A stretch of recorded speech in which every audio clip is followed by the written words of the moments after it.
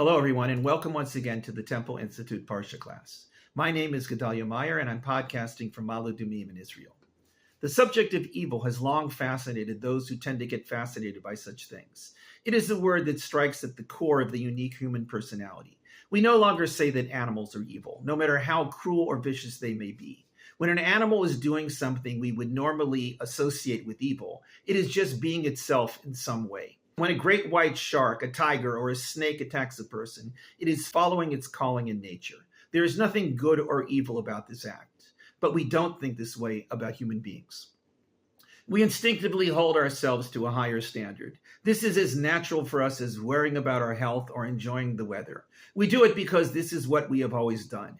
It has been there since we first recognized that we are profoundly different from the animals we share the world with. We may not all agree on what constitutes good and what constitutes evil, but we do agree that there are such standards. For the most part, human societies have also agreed that evil should be shunned while good should be encouraged. This is considered one of those facts of life that requires no further proof. From the Bible through the great compendium of human literature all the way on down to the latest hit series on a streaming service, this is the formula that everyone accepts and expects. The good guys are the good guys and the bad guys are the bad guys. There isn't much evidence that anybody is hoping that things won't go on like this. Nobody is pushing for the triumph of evil. At least we hope so. But with the advent of postmodern thinking, all bets are off in this regard. Some have moved so far in this direction that they claim that all notions of good and evil are nothing more than human inventions that have no basis in reality. While we still don't see a widespread movement advocating moral chaos or anything goes behavior, we all know that human nature and human society are fragile enough that things could easily devolve to that level, given the right circumstances. Once we move away from a system that respects some sort of absolute standard of morality, whether it be based on divine authority or human convention, we leave ourselves open to all possibilities. This danger has probably always been around, but it is only in recent years that we have seriously entertained the idea that we are not better than animals and needn't expect ourselves to be. The phenomenon of an irredeemably evil person has also probably always been around. They pop up in stories and legends, in movies and news articles, in everyday life and in times of challenge. The problem with identifying such a person is that there is always some angle by which their evil could be seen as justified. Were the Nazis irredeemably evil? Perhaps, but they also had their rational or irrational explanations for justifying what they did. Perhaps some serial killer without a single shred of remorse is irredeemably evil, but there will always be somebody who justifies their behavior based on childhood experiences, emotional problems, or whatever else fits the bill.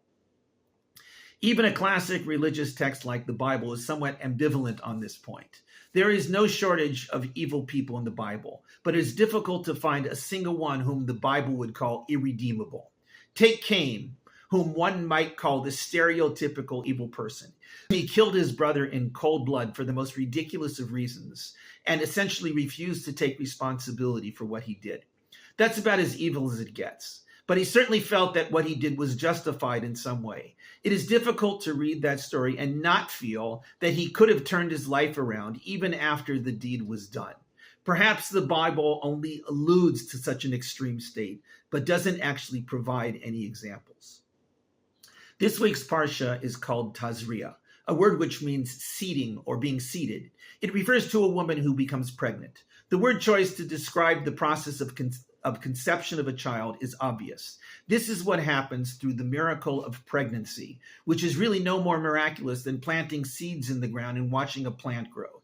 But in this case, the seed will become a full-fledged human being, capable of making their own choices in life and forced to battle the forces of fate and chance. When the woman completes her pregnancy, she releases that child from her protective womb into the unforgiving world.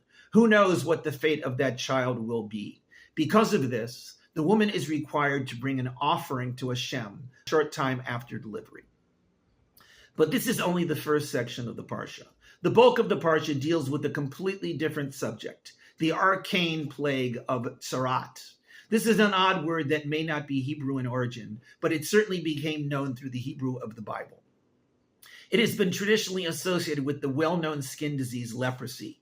While there are certain symptoms of the biblical Tzar'at that do line up with leprosy, there is no shortage of others that don't. Tzar'at can certainly affect the skin.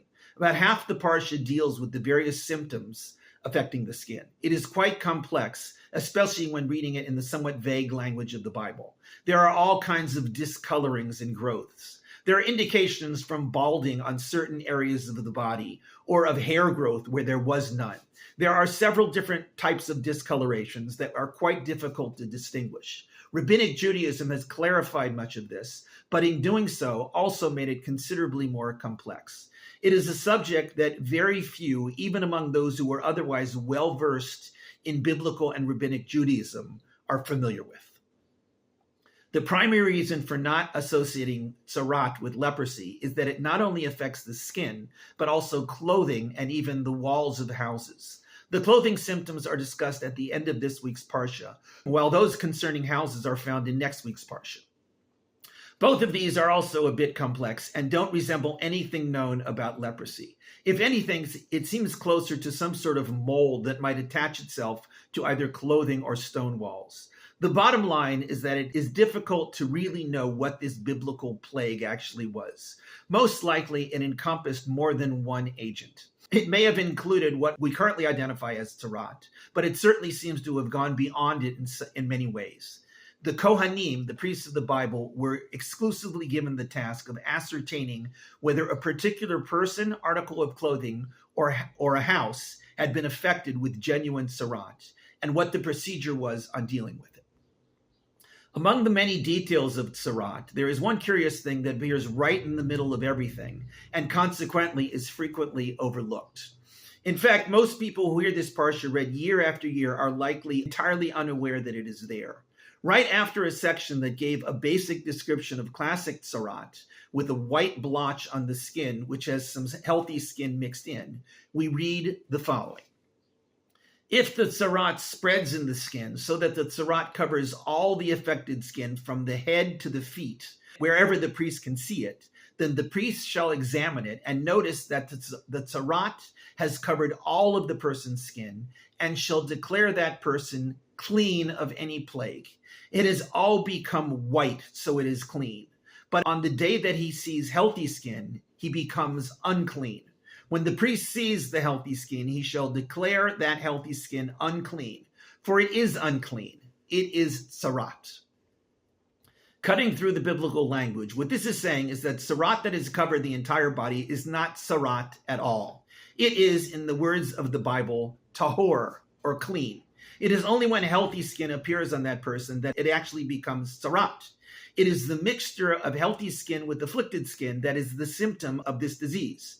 Pure afflicted skin over the entire body is clean of the disease. When one actually understands what this is saying, it seems so impossible that the automatic assumption is to think that it has been misread.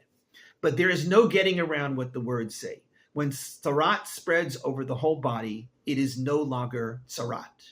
It is clean of the disease. Jewish commentaries over the centuries have advanced several suggestions as to why such a counterintuitive thing should be. These explanations tend to focus on the inner moral aspects of what this disease represents. Judaism has long associated Sarat with the annoying and evil habit of gossip. It has also been associated with arrogance and stinginess. These are all considered to be moral shortcomings for which a person might have been divinely punished through this disease. The fact is, there doesn't seem to be any medical or rational explanation as to why Sarat covering the entire body should be considered clean and not an extreme case of the disease. Perhaps there is a lesson to be learned from this strange situation.